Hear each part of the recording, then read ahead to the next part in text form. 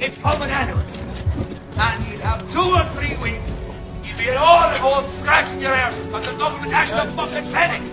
They're lying to you. They have taken your money and squandered it on corruption and Ukrainians and building houses with Garden and they've forgotten about the 198. And if you leave this spot tonight, and you let girls in, and you let them things out, it's fucking over forevermore, I mean. So you think of that. No shocking at all. Every man will face what comes in, and he won't back. And the women and children out of the ways. Tonight we have it. And that's all there's to it. There's not a fucking aisle truck moving in this country until we get what we want.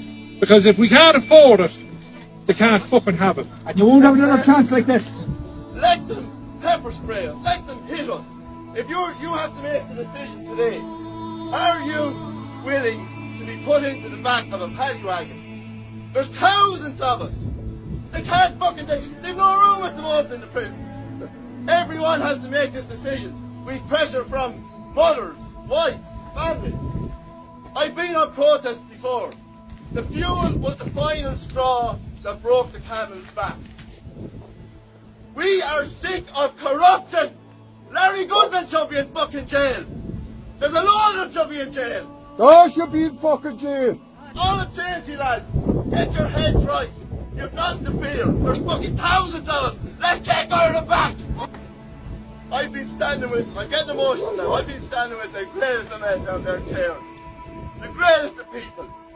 I know most of their grandfathers were in the IRA. Most of their grandfathers endured tyranny. And they said to me this morning, Tom, we're moaning about the cars pulling up. I'm not moaning, but other people are moaning. Oh, what if we get arrested? Our forefathers faced tyranny. They were hunted like fucking rats. Hunted. They put the men in 1916 up against the wall and they riddled them with bullets. They feel safe doing this in Ireland. Our country is gone. We're gone, lads. So please, please, for the sake of our grandchildren, our families, fucking stand proud. If they're taken away in a prison van, be fucking proud.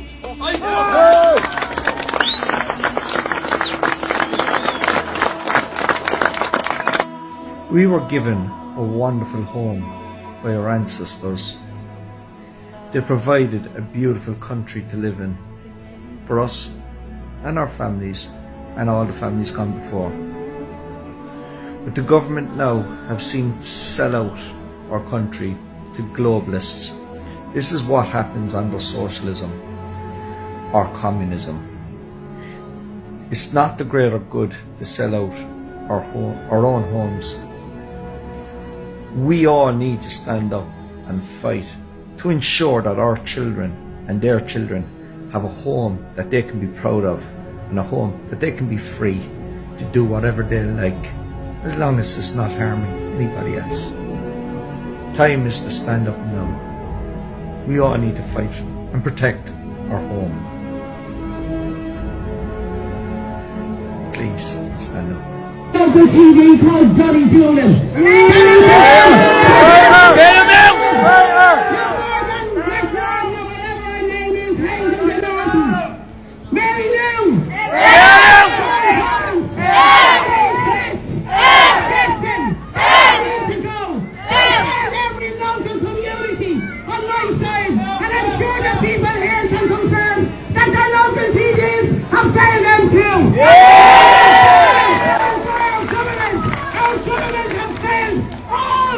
People of Ireland, every man, woman and child that's on this island that this...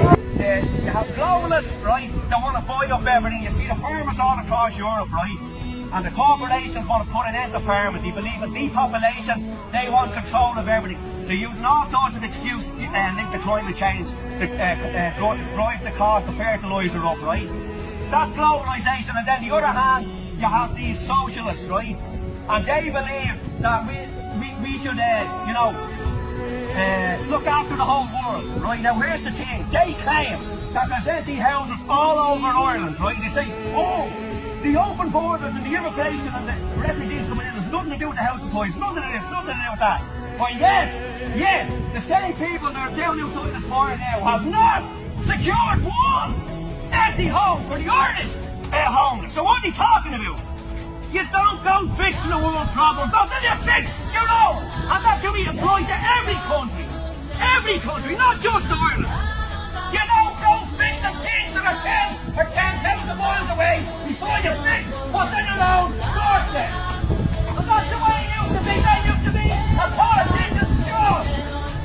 And now they're racist for taking that.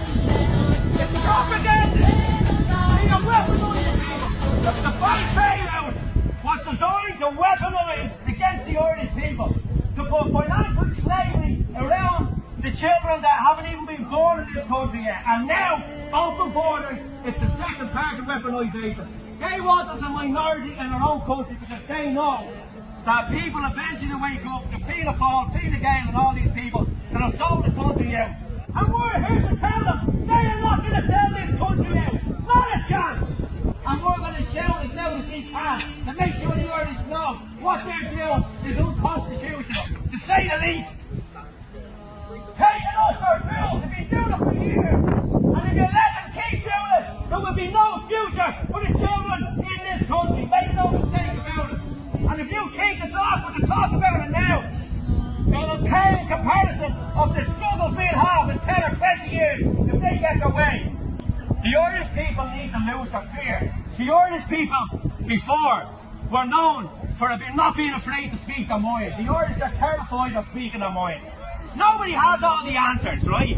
But the thing is, the government has gone on with agenda after agenda after agenda, and the reason why they're getting away with it is because people are afraid to speak up and say, no, I don't agree with that. People need to find their voices very soon if they want a future for the children in this country.